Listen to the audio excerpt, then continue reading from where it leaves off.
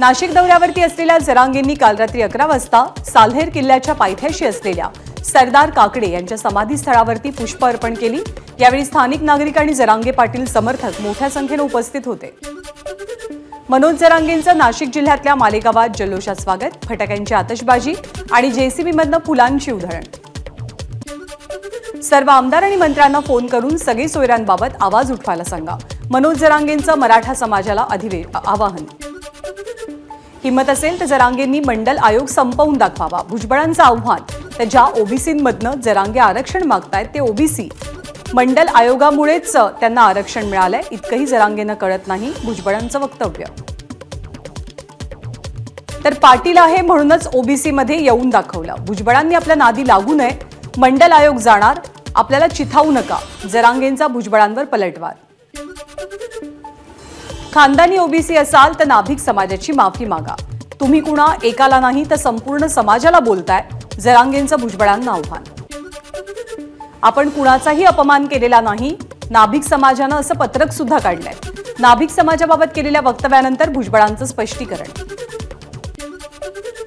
मनोज जरांगे नाशिक जिल्ह्यात नाशिक दौऱ्यादरम्यान जरांगेंनी घेतलं वणीच्या सप्तशृंगी देवीचं दर्शन।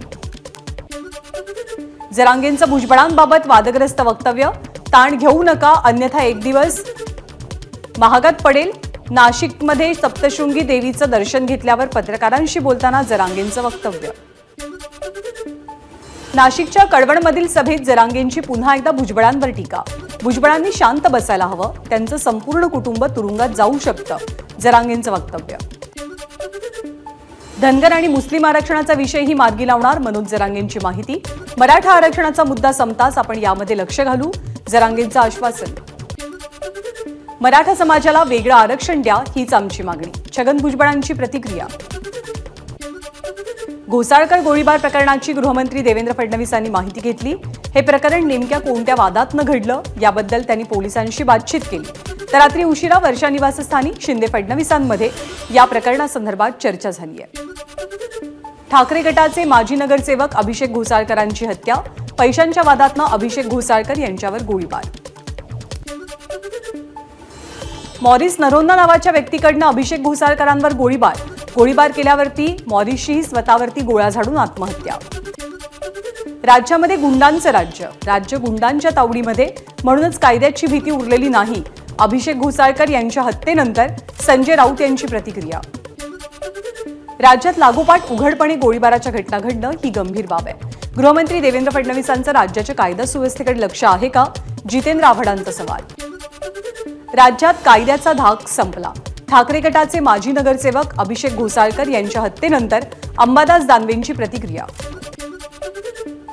राज्यात गुंडांचं सरकार बसलंय, अभिषेक घोसाळकरांवरच्या गोळीबारावरनं आदित्य ठाकरेंचा हल्लाबोल, दोनही बाजूनं गुंडागर्दी सुरू असल्याचीही टीका। फेसबुक लाईव्ह करून एका लोकप्रतिनिधीवरती गोळीबार होतो, यापेक्षा राज्याचं दुसरं दुर्दैव काय असू शकतं, विरोधी पक्षनेते विजय वडेट्टीवारांचा सवाल। आज उत्तर पश्चिम लोकसभा मतदारसंघातील 6 शाखांना उद्धव ठाकरे भेट देणार होते, मात्र अभिषेक घोसाळकरांच्या हत्येनंतर उद्धव ठाकरेंचे शाखा भेटीचे कार्यक्रम रद्द। विधान परिषदेचे विरोधी पक्षनेते अंबादास दानवे यांचा सिंधुदुर्ग दौरा रद्द, ठाकरे गटाचे माजी नगरसेवक अभिषेक घोसाळकर यांची हत्या झाल्यामुळे दानवेंचा निर्णय। मुख्यमंत्री एकनाथ शिंदेंचा आज वाढदिवस, अभिषेक घोसाळकर यांच्या हत्येमुळे वाढदिवस साजरा न करण्याचा मुख्यमंत्र्यांचा निर्णय। वाढदिवसानिमित्त मुख्यमंत्री एकनाथ शिंदे झळकले न्यूयॉर्कच्या टाइम्स स्क्वेअरवर, मुख्यमंत्र्यांना वाढदिवसाच्या शुभेच्छा देणारी जाहिरात टाइम्स स्क्वेअरवरती प्रदर्शित। आम्ही इतकी वर्ष ज्या परिवारात राहिलो तिथल्या काही गोष्टी समोर आणणं योग्य नाही, 10 तारखेला सभेचं आयोजन केलंय, आम्ही ज्या पक्षात जाणार आहोत त्या पक्षाची ताकद वाढवू, बाबा सिद्दीकींचं वक्तव्य। सरकारी यंत्रणांना घाबरून सगळेच पक्ष सोडून चाललेत, मात्र तुम्ही धर्मांध शक्तीच्या सोबत जाताय, मुंबई काँग्रेस अध्यक्षा वर्षा गायकवाडांचं बाबा सिद्दीकींबाबत वक्तव्य। महाबळेश्वर, किल्ले प्रतापगड आणि सह्याद्री व्याघ्र प्रकल्प पर्यटन विकास आराखड्याचे प्रस्ताव तातडीनं सादर करा, उपमुख्यमंत्र्यांचे निर्देश। जितेंद्र आव्हाडांच्या डोक्यावरती परिणाम झालाय, त्यांनी मानसोपचार तज्ज्ञांकडे जावं, ते नेमकं काय बोलतायत याचं मूल्यमापन मानसोपचार तज्ज्ञांनी करावं, आनंद परांजपेंची टीका। अधिकाऱ्याला शिवीगाळ केल्याचं प्रकरण नवी मुंबई मनसे शहराध्यक्ष गजानन काळे यांच्या कार्यालयावरती स्थानिक भूमिपुत्र संघटनेचा मोर्चा. गजानन काळेंकडून घडलेल्या प्रकाराबाबत दिलगिरी व्यक्त. आपल्या मतदारसंघात कोणत्याही गावात जा, 1 कोटी रुपयांच्या खाली काम झालं असेल तर राजकारणातून संन्यास घे, गुलाबराव पाटलांचं विधान. पुण्यामध्ये महायुती सरकारच्या विरोधात ठाकरे गटाकडून सह्यांची मोहीम राबवत निषेध आंदोलन. उल्हासनगरमधील गोळीबार प्रकरण, भ्रष्टाचार, गुंडशाहीसह अनेक मुद्द्यांवरती सर्वसामान्य नागरिकांचं म्हणणं ऐकण्यासाठी शनिवार चौकामध्ये ही मोहीम राबवली गेली. निलंबित पोलीस अधिकारी प्रदीप शर्मांच्या घरी आयकर विभागाची छापेमारी. यावेळी शर्मा कुटुंबीय आणि अधिकाऱ्यांमध्ये झालेल्या वादामुळे आयकर विभागाच्या वरिष्ठ महिला अधिकारी आणि महिला पोलिसांची टीम शर्मांच्या घरी दाखल. कोल्हापूर नगरीमध्ये दानवेंचं चांगलं स्वागत केलं जाईल. अंबादास दानवेंनी पोलीस अधीक्षकांची खरडपट्टी काढल्यानंतर क्षीरसागर यांच्या कार्यकर्त्यांची प्रतिक्रिया. मोठ्या संख्येनं कार्यकर्ते एकवटल्यानं क्षीरसागर यांच्या इमारतीबाहेर पोलीस बंदोबस्त. अंबादास दानवेंनी कोल्हापूर जिल्ह्याच्या पोलीस प्रमुखांना झापलं. राज्य नियोजन मंडळाचे अध्यक्ष राजेश क्षीरसागर यांनी वरपे कुटुंबियांना केलेल्या मारहाणी प्रकरणी गुन्हा दाखल करून घेतला नसल्यानं दानवे संतप्त. ठाकरे गटाचे नेते अंबादास दानवेंनी घेतली राजेंद्र वरपेंच्या कुटुंबियांची भेट. आपल्याला कुणाचाही विरोध दिसला नाही, दानवेंचं वक्तव्य. तर विरोधी पक्षनेतेपदाचा मान राखून भेटीसाठी जाऊ दिलं, ऋतुराज क्षीरसागर यांचं विधान. ठाकरे गटाचे आमदार रवींद्र वायकर लवकरच शिंदेंच्या शिवसेनेमध्ये प्रवेश करणार. मुंबईतील जोगेश्वरी पूर्व मतदारसंघात ठाकरेंना बसणार जोरदार धक्का. पक्षांतर करण्यासाठी गेल्या काही दिवसांपासून आमदार रवींद्र वायकर यांच्यावर दबाव. हा एक प्रकारे दहशतवाद असल्याची संजय राऊतांची टीका.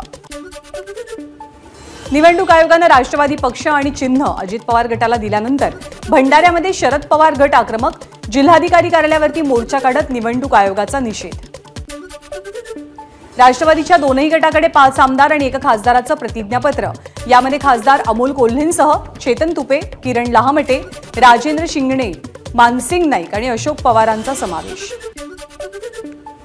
पवारांच्या आदेशानं प्रतिज्ञापत्र घेत असल्याचं सांगत आमची दिशाभूल करून अजित पवार गटानं प्रतिज्ञापत्र घेतलं.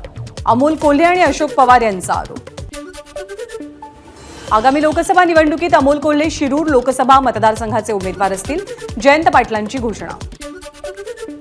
आमच्या सर्व्हेनुसार राज्यामध्ये महायुतीचे 48 खासदार निवडून येतील.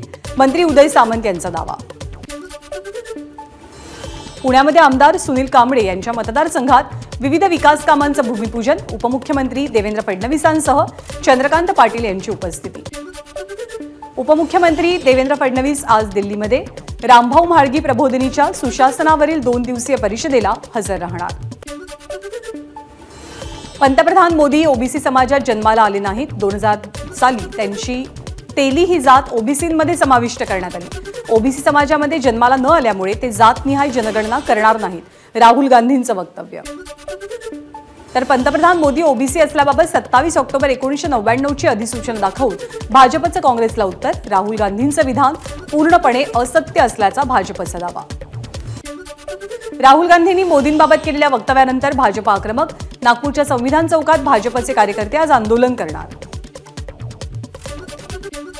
नागपूरमध्ये राहुल गांधींचा प्रतिकात्मक पुतळा जाळत भाजप युवा मोर्चाचं आंदोलन. पंतप्रधान मोदी ओबीसी नसल्याच्या राहुल यांच्या वक्तव्याचा निषेध. नवी मुंबईकरांच्या विविध समस्यांबाबत युवक काँग्रेसकडून दिघा ते बेलापूर क्रांती लॉंग मार्च. युवक काँग्रेसचे महाराष्ट्र प्रदेश उपाध्यक्ष अनिकेत म्हात्रेंच्या नेतृत्वात आंदोलन. राज्यातील सर्व माध्यमांच्या 4थी पर्यंतच्या सर्व शाळा सकाळी 9 किंवा 9 वाजल्यानंतर भरवल्या जातील. राज्य शासनाचा महत्त्वपूर्ण निर्णय. राष्ट्रवादीकडून शिवजयंतीनिमित्त स्वराज्य सप्ताहाचं आयोजन. 12 फेब्रुवारीला गेटवे ऑफ इंडिया इथे या सप्ताहाची सुरुवात होणार. ते 19 फेब्रुवारीला पाचडमध्ये समारोप होईल. उपमुख्यमंत्री अजित पवारांच्या पत्नी सुनेत्रा पवार यांना बारामती लोकसभा मतदारसंघातून उमेदवारी द्यावी. वीर धवल जगदाळे यांची सुनील तटकरे आणि प्रफुल्ल पटेल यांच्याकडे मागणी. राष्ट्रवादी काँग्रेस पक्ष शरदचंद्र पवार पक्षाला पर्यायी निवडीसाठी वटवृक्ष चिन्ह. वटवृक्ष चिन्हाला विश्व हिंदू परिषदेचा विरोध. वटवृक्ष हिंदूंच्या धार्मिक आस्थेचा विषय. विश्व हिंदू परिषदेची भूमिका. उरला पक्ष वाचवण्यासाठी उद्धव ठाकरे फिरतात. आता ते जर मुंबईतल्या शाखा वाचवण्यासाठी फिरत असतील तर ते केवळ प्रॉपर्टी वाचवण्यासाठी फिरतात. आशिष शेलार यांची टीका. मुंबईमध्ये काँग्रेस शिल्लकच नाही, त्यामुळे सगळे पक्ष सोडून जात आहेत. काँग्रेसला आणखी धक्के बसतील, आशिष शेलार यांचा इशारा. अजित पवार गट राष्ट्रवादीच्या कुठल्याही कार्यालयावरती दावा सांगणार नाही. अजित पवार गटाची भूमिका अपेक्षितच. जागेसाठी भांडणं करणं योग्य नाही. जयंत पाटील यांची प्रतिक्रिया. बुलढाणा लोकसभा मतदारसंघात शिवसेना ठाकरे गटाचे उमेदवार म्हणून जिल्हा संपर्क प्रमुख नरेंद्र खेडेकरांचं नाव जवळपास निश्चित. लोकसभा निवडणुकीत महिला उमेदवारांचा टक्का वाढावा. केवळ महिला आहे म्हणून उमेदवारी देऊ नका. आपल्याकडे अजूनही पुरुषसत्ताक पद्धत आहे. महिलांनी आपलं इलेक्टिव्ह मेरिट वाढवायला हवं. चित्रा वाघ यांचं वक्तव्य.